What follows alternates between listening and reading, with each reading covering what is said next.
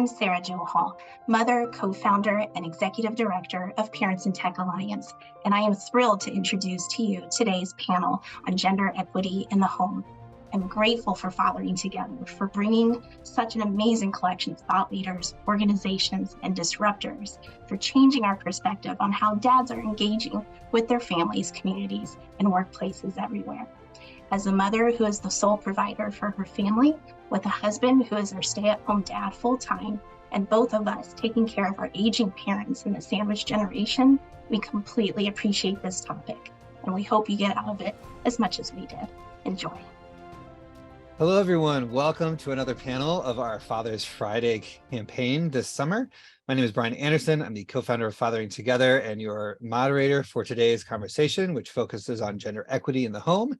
And I have some amazing panelists with me, and they're going to add to this volume of work we've got over the summer, where we're really highlighting how different organizations, different individuals are approaching a new way of looking at fatherhood, a new narrative that moves us beyond being a breadwinner, but one that is very emotionally connected and filled with life for our family. And so I'm excited to hear what our three panelists have to share with you today.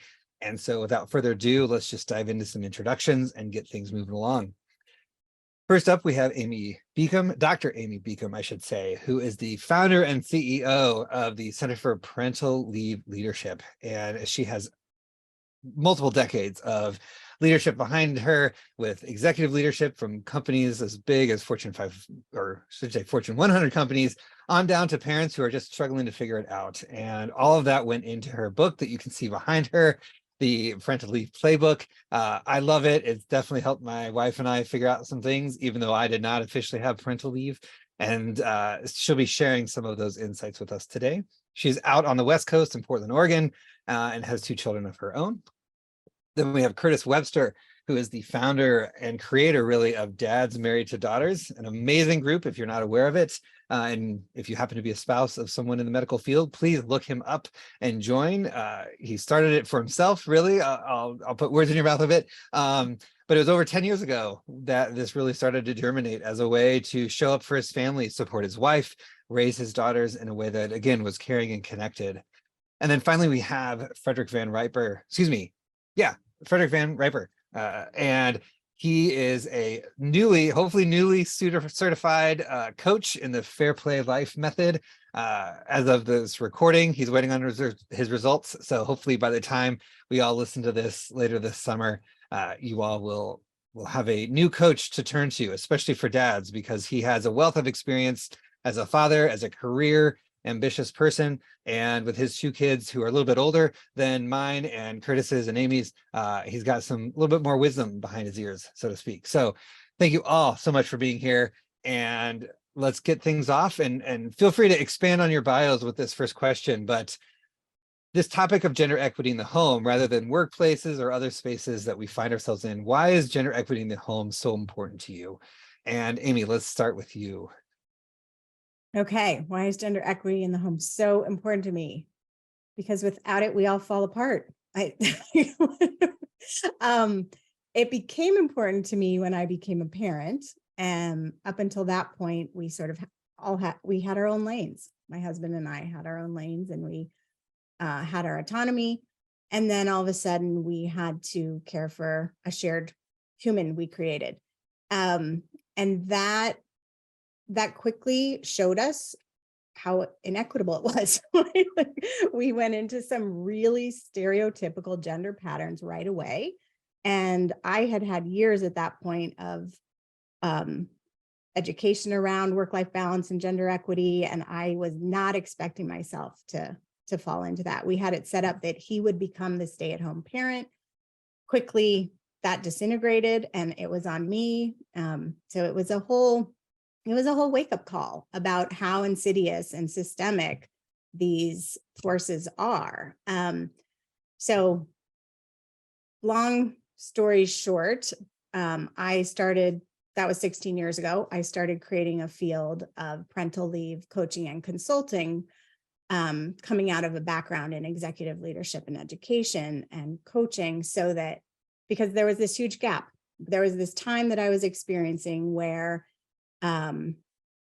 we were expecting these mostly women, because back then it really was, and now it mostly is. We're expecting them to go away and have this thing happen to them and come back to work exactly the same and pretend those spheres didn't touch. And that wasn't my experience. And it certainly wasn't going to help my husband with becoming a father and an equal caregiver at home.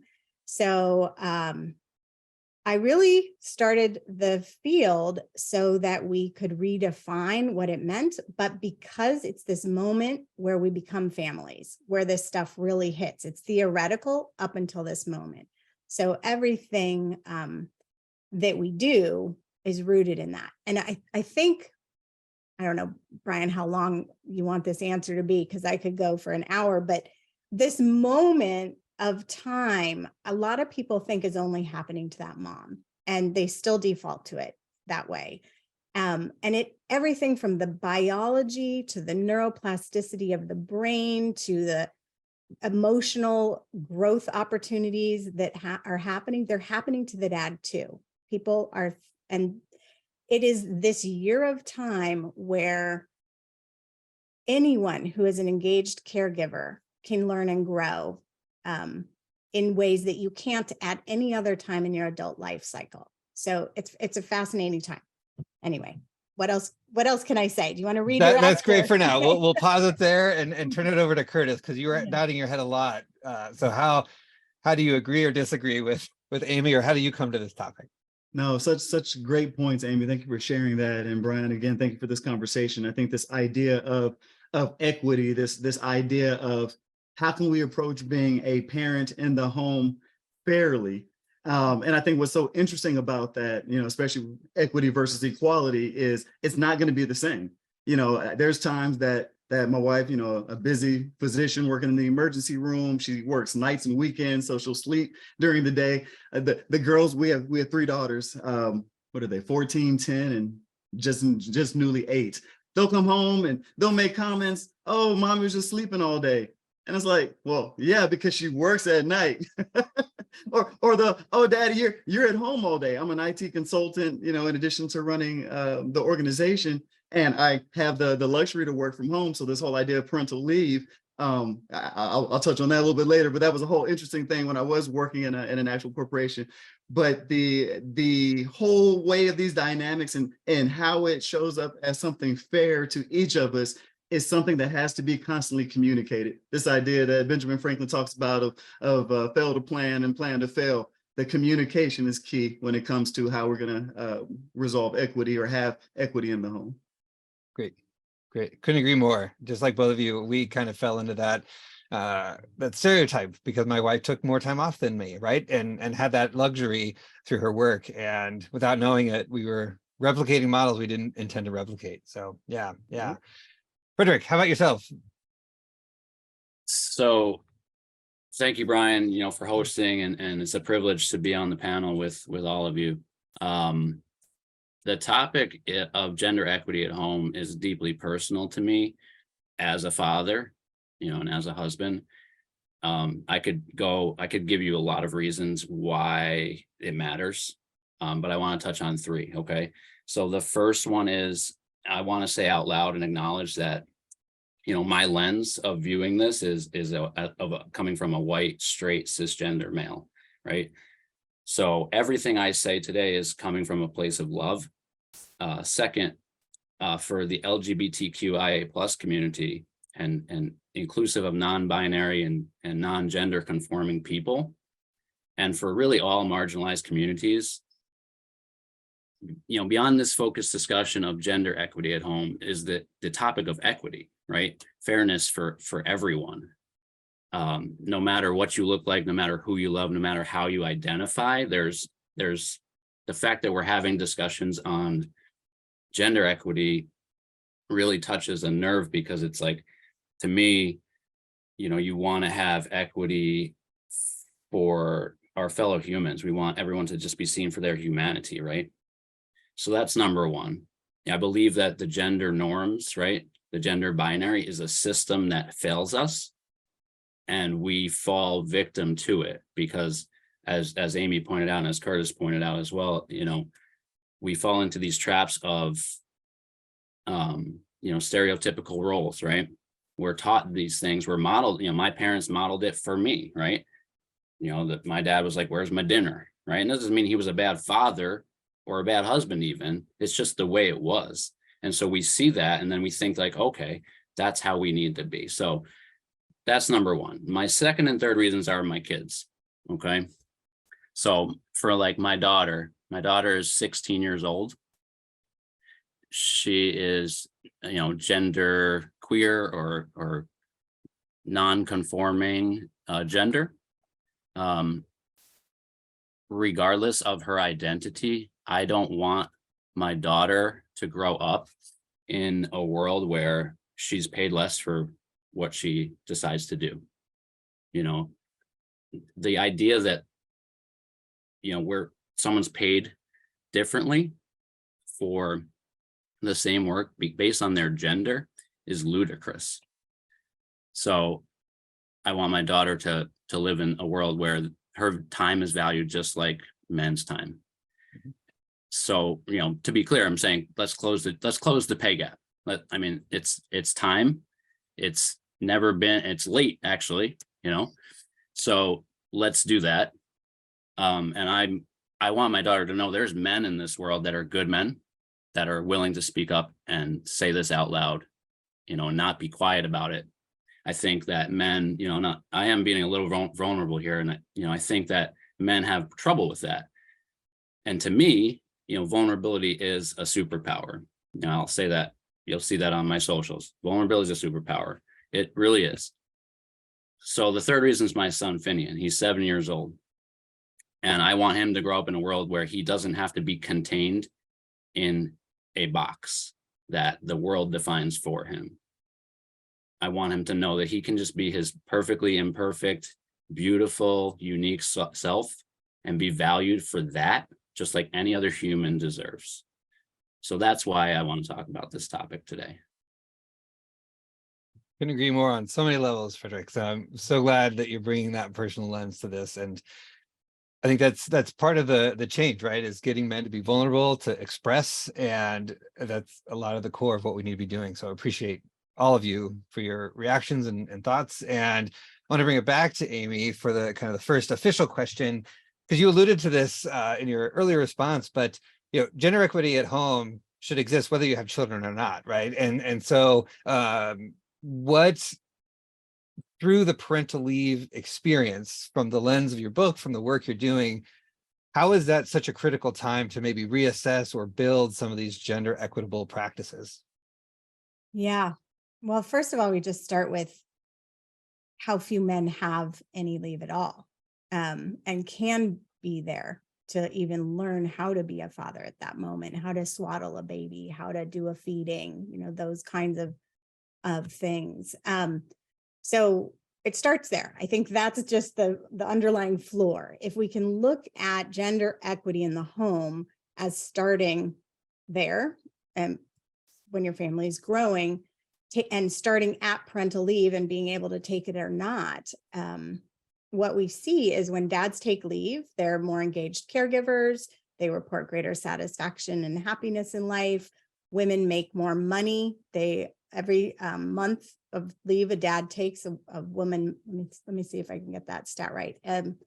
It's a 7% earnings increase for moms for each month a father takes leave, to Frederick's point about the pay gap. And fathers who take leave are more, engaged. Women who take leave are 90% more likely to remain in the workforce. So if that father is helping and taking leave so that the right, it's just all intertwined, it's interwoven. But there's something really interesting. So first, getting dads to ask for and take parental leave. If it is at your work as a benefit, take all of it. If it isn't 12 weeks, expand it within your organization, work to make it at minimum 12 weeks. That you need a gender neutral paid leave policy in your organization. And if there isn't one, then you need to step up and fight for one.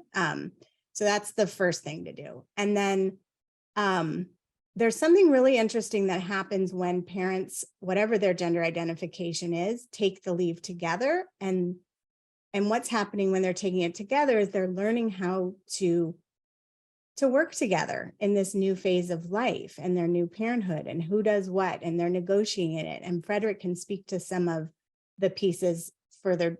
We use a fair play method in our coaching work and our training to also bring those conversations up.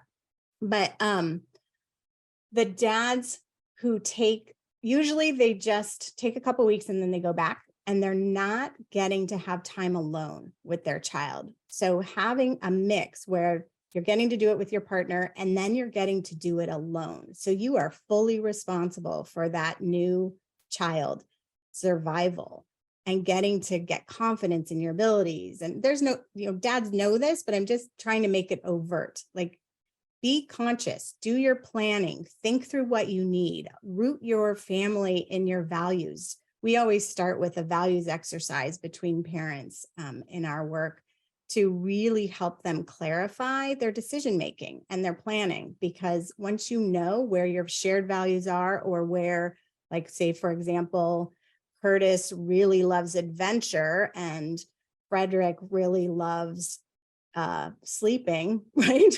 Then you're gonna set up your day so that Curtis is taking the kids on the adventures and giving Frederick time to sleep, right? Like, it helps you just really clarify things. So yeah, That's great. Yeah. Do either of you have a response to that? I just wanted to comment on my personal parental leave moment, I guess you'll say. So my daughter's my stepdaughter. So I started raising my daughter when she was 5. So I didn't have a chance to explore parental leave when she was born. My son is 7. So this would have been August of 2015 he was born.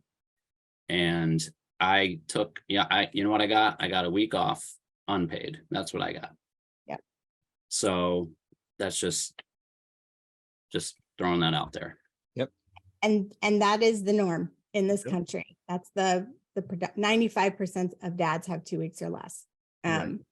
So it's ridiculous. And I think what happens in that, on that emotional level, and that's the message that we're giving dads, is they don't matter. They don't matter. This is about the mom. This is about her physical transformation. This is about the baby and that experience that those dads are going through, which is equally as transformative as the one that the moms are going through, is ignored. And not only ignored, you're also being told to push it underground. So don't just ignore it, like deny it. Move yourself to the background so that you can be in service of this evolution for the mom and the baby. And what that does is it completely eradicates the evolutionary growth of half of our species, right? Like, it's so jacked up. So Yeah. I'd encourage you not to do.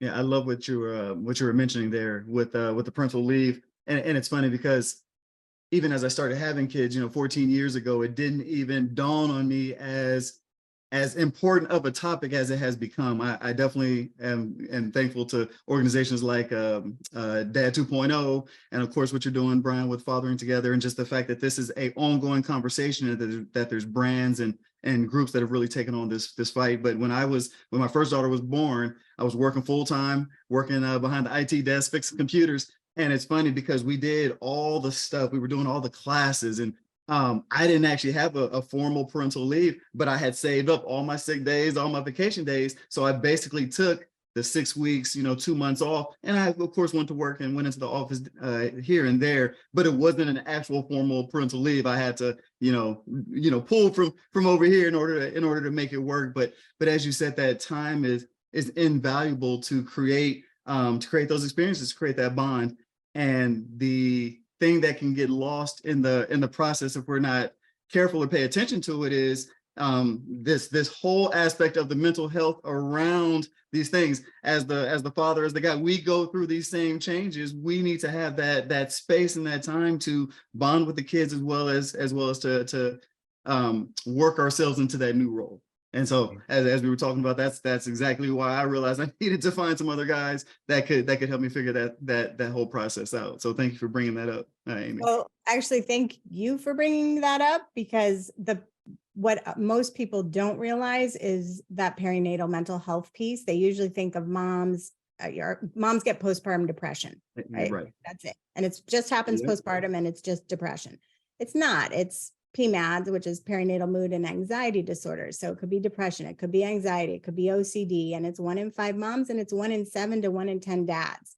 And that's what people don't realize. So those dads who are having just as an emotional experience are pushing that down. And what we see with the dads is they don't seek help until it reaches a crisis point. And That's a right. crisis point is dreadful, right? Like, that's a crisis. So I thank you for bringing that up, Curtis, because it's a really important part of all of this work. No. I make the joke all the time, and it's definitely not a joke. It's sad, but like you said, most guys, we don't seek advice and counsel in a productive way. A lot of times we go to our 3 best friends, Jack, Jim, and Jose, at the bar. And definitely not the best place to get long-term help and advice. Exactly. Oh man. And the fact that is a joke that we can all relate to, because it's so true, right? That it's really where they feel like, oh, I can be safe there. I can go there. I can just numb out there.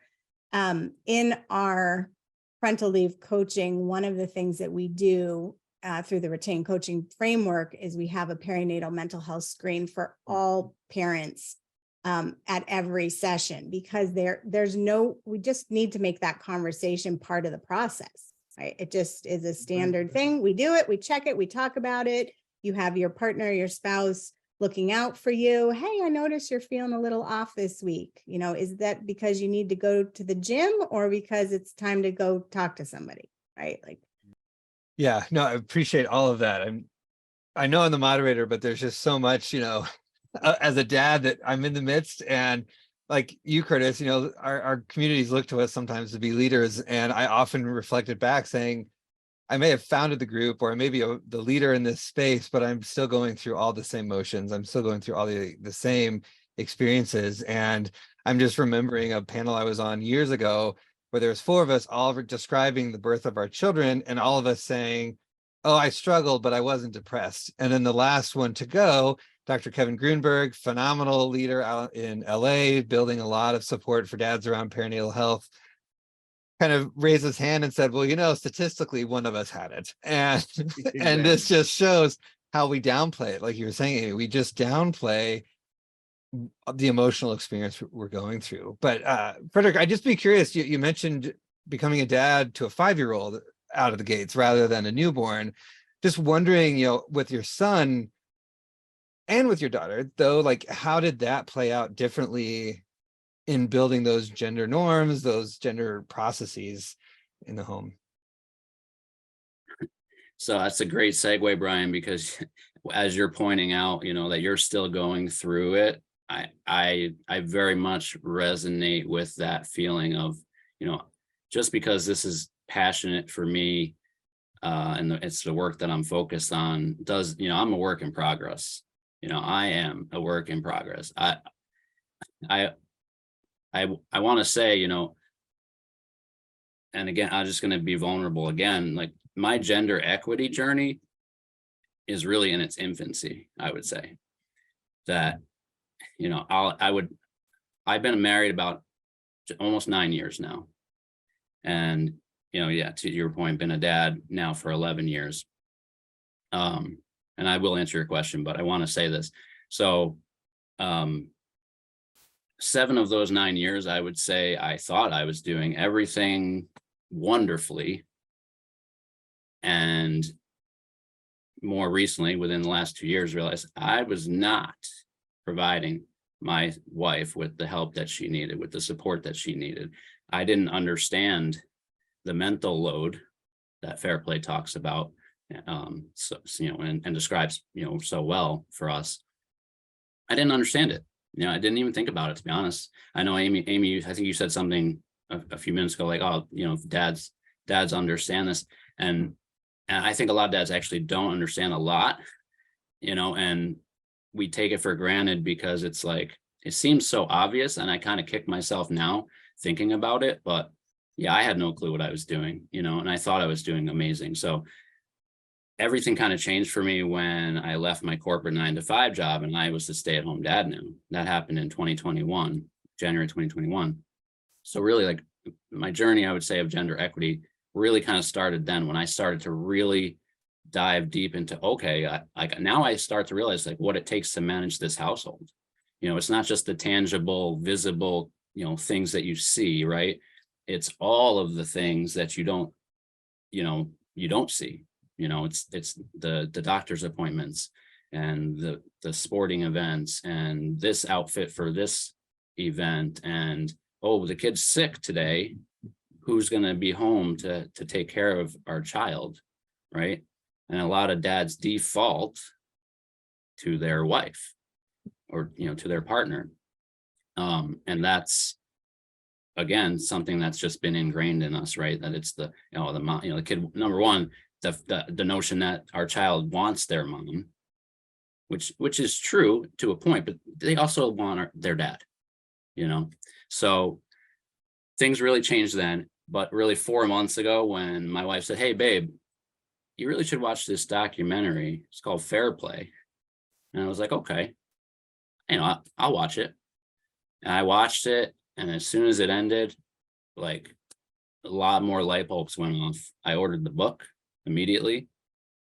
As soon as it arrived, I read it cover to cover, and ordered the cards. And now we've instituted the Fair Play system in our home, and it's important because, again, it's so important that this idea of equity, the fact that we have to have a panel discussion about equity. I want to get to a world where we don't need to have a panel discussion about equity, right? That's what I want. And I'm happy to be here and having this discussion. It's super important because I think a lot of people don't even think about it. A lot of men especially don't think about it. We go to work, we go through the motions. When we get married, we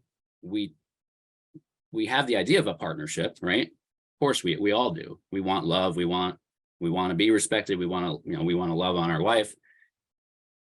But the fact that, like, I've been married now for 9 years, and only 2 of them do I really feel like I've been engaged in the relationship, in the partnership, I should say. And I wasn't a bad husband, right? I'm not, self-deprecating.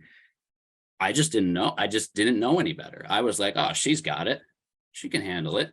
And, and then my wife, God bless her, she's a midwife. She put herself through school, got her master's during that 7 years of me being corporate dad, coming home, like, I'm not saying I never made dinner, never, helped with the kids, nothing like that. But it's like, she had the mental load. 99% of the time she had the mental load. And I just took it for granted. So, I guess to answer your question about the kids. So really, like, as you pointed out, my daughter's a teenager, right? Okay. So I hope that she's paying attention. I hope that she's seeing it and listening. We do talk about it, but their teenagers are very one-dimensional to a point. So I think it will reflect later on. My son, we talk about it. My son is sensitive. I'm teaching him, about gender equity, and he's 7, so he's more receptive to the conversations, and he actually will listen sometimes. So that's good. Love it. Yeah. Curtis, Can I go say for it. Oh, something sorry, Curtis. No, go ahead, Amy. I just really appreciate you calling that out, Frederick, and how overt it needs to be, because it isn't, to your point, natural. It's so in us. But so in dads, in particular. I think what you said about, and what I love about Fair Play and that method, is it makes it a process. So that one, in the same way, what we do around parental leave, you think this thing is happening and how do I have access to it? And I have to remake it myself. But once it becomes standardized, like, oh, this is the language, these are the steps I take, this is what I fill out here, I do this exercise here, we create this leave plan there, then all of those conversations are facilitated. They bring it out of the shadows that you're talking about, or not even out of out of the unconscious, right? It just becomes the way we all do it. And once we can do that, you don't have those years layering on top of each other. Like you just described 7 years there, 15, right? Like that become habits. And so if you can get those habits and create the right ones, you're creating gender equity in the right conversations. If you can. Amy, I love that. And I love that you talk about kind of creating these good habits, because that was the point that I took away from what you were talking about as well, Frederick, the whole idea that our needs change over time. You know, we like you say, the moment we fall into these stereotypes or fall into these bias, we forget the fact that we all change. I remember coming out of a therapy session with my wife, and it had been months down the line, things had gotten better, but then just as fast as they got better, they started to get worse again. And she was like, you said you needed this, I started doing this, and you're still not happy. And it didn't even dawn on me until she said, it's like, that's right, that is what I said. But now here we are a few months later, and things are a little bit different. So, Amy, you even mentioned earlier this idea of constantly going back to one another, that communication of, it seems like you're a little bit more stressed here lately. What is it that you need? Or here's how I'm feeling in this situation. You know, it would be great if you could help me out by doing this. And I think that whole idea of kind of taking the time and being purposeful about refocusing on those habits, refocusing on where we're at, where our partner, spouse, is at, where the kids are at, I think is a phenomenal thing that I know me personally still need to do a better job of, but at least we're starting to do it every now and then. So I love that y'all brought all that up. And Curtis, you've got, if you do that thing I was talking about where you have a shared time of leave and then a separate time of leave where you're learning it, don't stop there. Build it in every 6 months that you're both having a week where you're in charge of everything and you're getting to learn that changing. To your point, that person's changing, your situation's changing, everything's changing. And so one person can get stuck over here where the other one's moving along. Keep up together. And that's an easy way to do it. So funny thing, something we just started to implement actually a few years ago, I started doing DMD retreats. And so I would go off for a weekend with the guys. And my wife very quickly said, well, you know, you're going off in September. That's right before my birthday. So I'm going to start going off either by myself or with the girls. So we started taking these yearly trips to get away and refresh and everything else. But then we started saying, you know what, it's just as important to have, you know, a day away or whatever else. Actually, this coming weekend, I'm going to go to a hotel, hang out for a little bit. And the thing about it is it is that amazing opportunity to kind of reset and focus on, like they say, you can't pour from an empty cup. So if you can take the time to refresh and recharge, you can come back and actually focus on what everybody else needs. And vice versa, right? That person who you're getting your self-care, you're getting to focus and recharge. That's right. They're getting to learn what it's like to be completely responsible, right? Like Exactly. what's changed, what needs to be paid attention to. It's equally as important. I will just like to say, about 2 or 3 months ago, I actually had to beg my wife to focus on self-care because it had been that long since she even like felt like she could, right? Like the idea that she would leave the house for her own purpose and go for a walk or to read a book at a cafe and be like, hey, listen, like I got this, right? I got this. Don't worry about it. And it's not that, you know, it's not that never happened in the 9 years, right? But just like we have a neurodivergent daughter with a disability, I should mention as well, which just complicates things a little bit further for us. Not every day is easy. And so it's just, we sat down and had a conversation and I said, listen, like we started the Fair Play thing, and part of Fair Play is self-care. And I said, you know, you need, for not for just you, for all of us, you need to do that. You need to take time for yourself. And it was like, I actually was surprised. I actually thought she was going to be like, oh yeah, I will. Like, I'm totally into that. I want to do that. And she was actually fighting me on it. And so it's just something that, like, I think more men need to step up, right? Like, we talk about the idea of a partnership. The idea of a partnership is to work towards a common goal together. So if you're doing that, like in this case, household management, like that means, there's no partnership. You don't go into a business with a partner and be like, I'm just going to go over here and do nothing. You do all the work, right? Like, that's not going to work. It's a partnership for a reason. So I think more men need to say, hey, that would be, I know I'm kind of wishing this, but like, hey, we need to do fair play. Like, I want more men to say that to their spouses. So We'll get there. We will get there, Frederick, for sure. I'm curious though, you're all kind of like dropping some wisdom around strategies, but I'm just wondering, like, if there's 2 or 3 tips that you've incorporated, like, Curtis, you were saying about the annual retreat or a daily kind of reboot where you step away and kind of recharge. Are there big or small strategies that you've seen in people you've worked with or coached, or that you all have found in your own partnerships that have been really successful for kind of building that equity as a process rather than an end goal?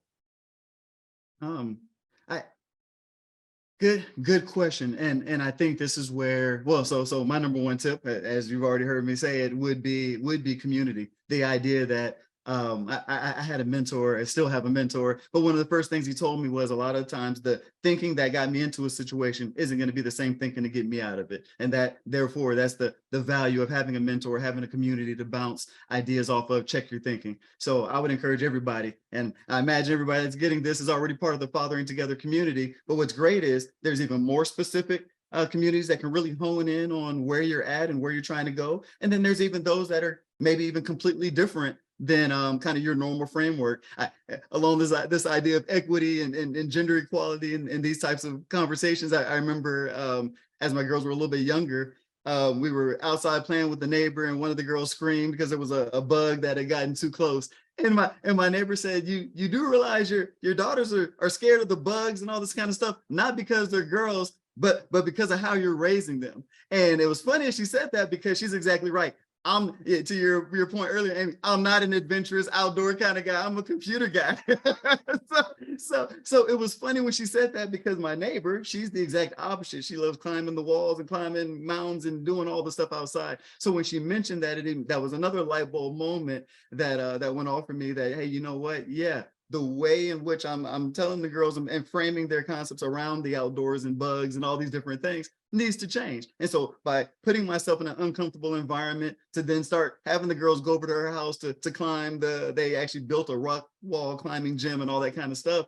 So getting out of my comfortable environment was one of those big things that has continued to help kind of sharpen my edges. The one that's coming to my mind that had the biggest transformation on my relationship with my husband was when our children were, 7 and 4. I had been cooking every meal and I carried the entire mental load and started a company and did, like all the things. And he's in the top category of all husbands worldwide. And still I was doing all those things. Right. And I just came home one day and I said, I'm not doing anymore. And I don't even know if I said it to him. I might've just stopped. So I stopped cooking, just stopped. And I was like, I'm not cooking ever again until and I still don't. This is years and years and years, but I do not cook. So if there's a dynamic that's not working, I guess I'm just saying, you don't have to continue it. Like, just stop it.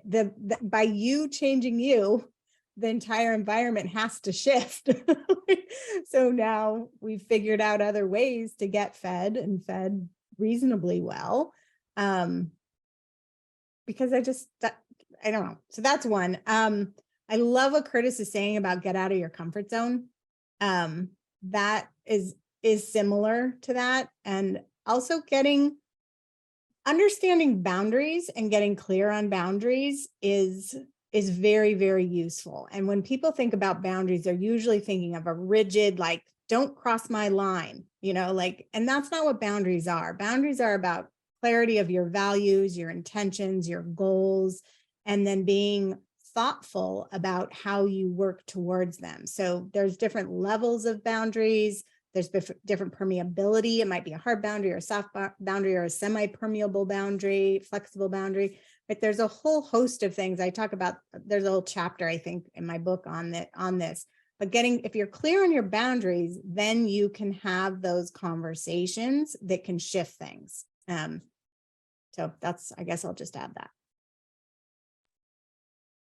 I knew you were going to ask this question, Brian, so I actually jotted down about 9 or 10 ideas. Look at you. That's awesome. But we don't have time for all of them. I want to say, the first step, I think, for men especially, is to be vulnerable. To have some self-introspection and say, how am I showing up for my son and my daughter? And if you don't have children yet, how am I showing up for my spouse, my partner, right? What, Amy, what are my values, right? Second, I would say stop believing the false stories that were told since we were kids and that are still modeled for us, unfortunately, today, which, this idea of masculinity where you have to be strong and tough and never talk about your feelings and not communicate. And then you start to believe the worst part about those stories is you actually start to believe they're true. So, if you hear for years, for decades, right, that your men are just not good communicators, well, then you actually believe that, and then you stop communicating because you think you're bad at it. And I'm not saying I'm a great communicator at all, but what I am saying is that that's not the story I choose to believe. I choose to believe that I can improve on anything that I intentionally want to do, right? Another one, men are bad multitasking. No, we're not. We're actually not. We can do that. We can do a lot more than we think we can do. And so people use those things as crutches, as excuses, right? And I would say to all the men listening to this, I hope that this resonates with you and you decide to make changes, because that's what this whole, Fathering Together, I think, wants dads to just do better, right? We want to father better. So think about how you're showing up for your family and what changes can you make to show up even better, right? We can always do better. And I have to mention fair play again, just because that is my game, right? But establish that system, value unpaid work. We haven't talked about that much today, but we have to value the work at home. We're not paid for it, but it's arguably more valuable it's certainly more valuable to our family than going out and making $1. So, it has to be valued. And if you don't value it, then that's problem number one. So I think, think about the work that has to take place at home and what kind of value do you put on that? Do you want to be there for your sons and your daughters' games and their doctor's appointments? Or if, God forbid, they get sick and you want, as a father or a mother, you want to be there for your kids, right? Those times are short, they're precious. Our kids are going to grow up fast. Time's ticking. So, we can do better. Love it. Love all of those. I realized I wanted to ask earlier, because we are all parents and we have plenty of parents who will be listening to this, dads, moms, however they identify. And I'm just curious, with those of you on this call, we've got, tweens and teenagers that are starting to give back with chores, taking on hopefully some leadership in the home. How have you talked with them about gender equity, and how have you invited them into the conversation that is the family unit, right? And how you all play a part?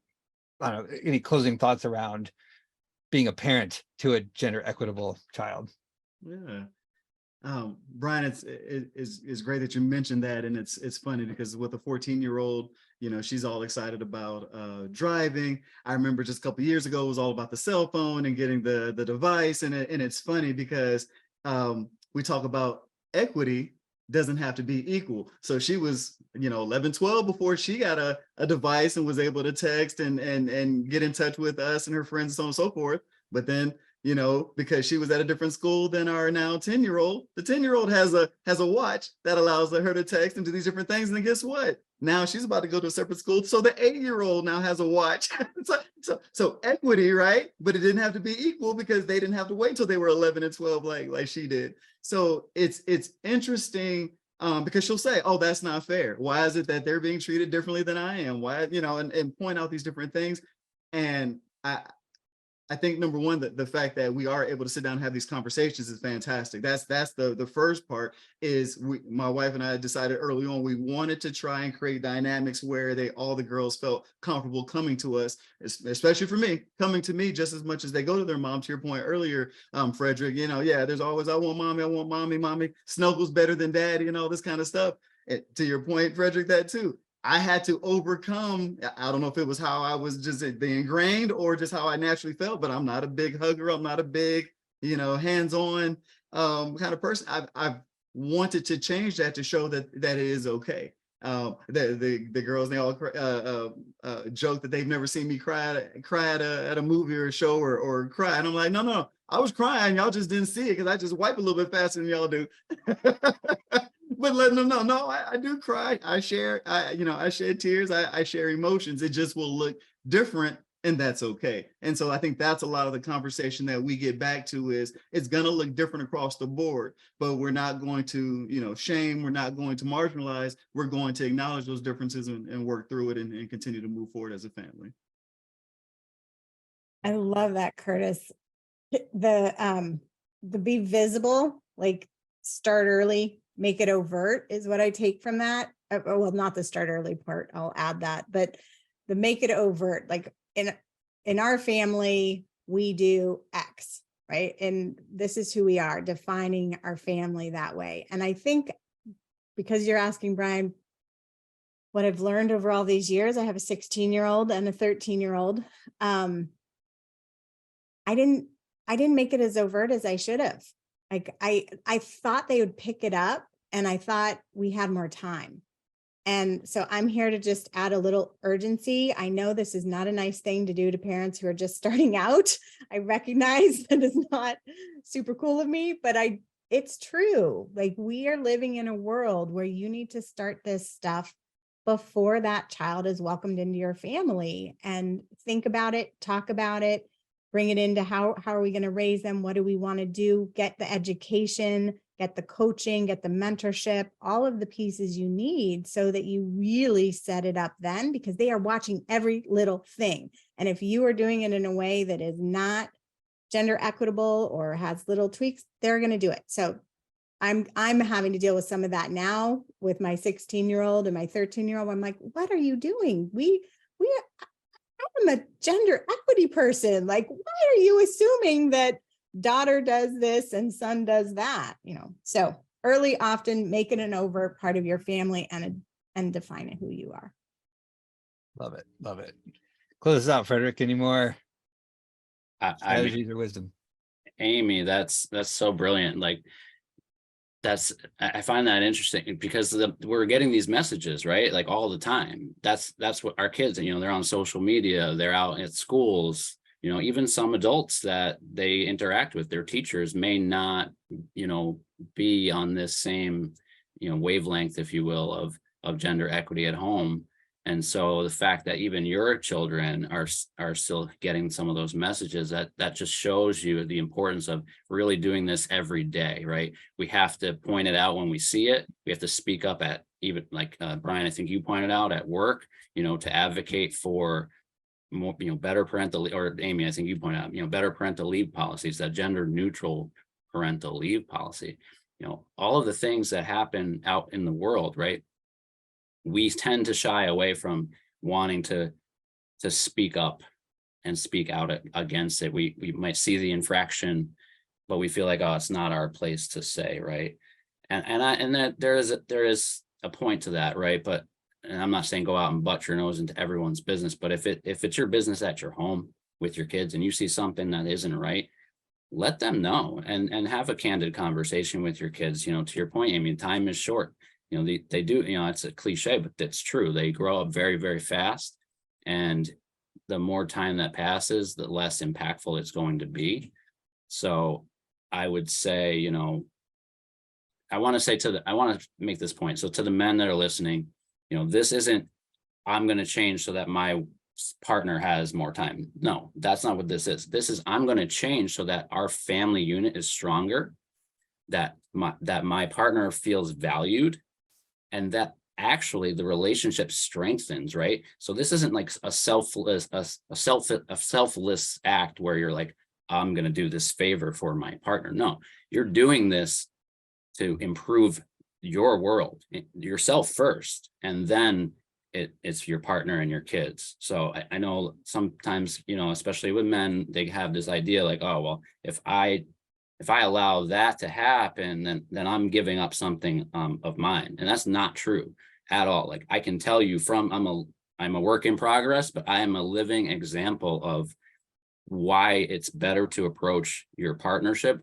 with gender equity, because now, like, everything's better for me and for my wife and for my kids. So, and it's not perfect.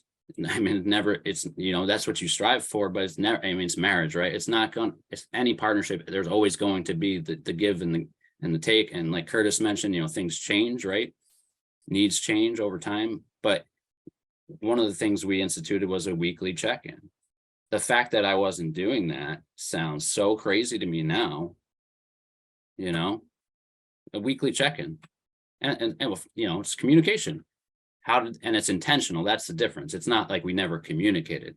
It's intentional. So there's more meaning behind it.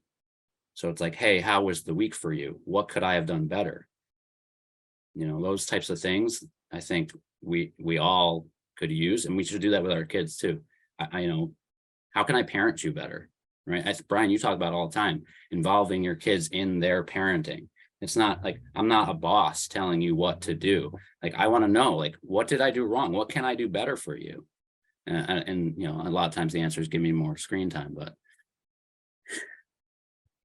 Yes, you got to take that with a grain of salt for sure, especially when they're 3, 4, and 5, and candy is the best thing in the world, right? Before we sign off, though, are there any programs you all have coming up that we want to let the listeners know about? Amy, start with you. We are thrilled to have just launched the first parental leave coaching hub.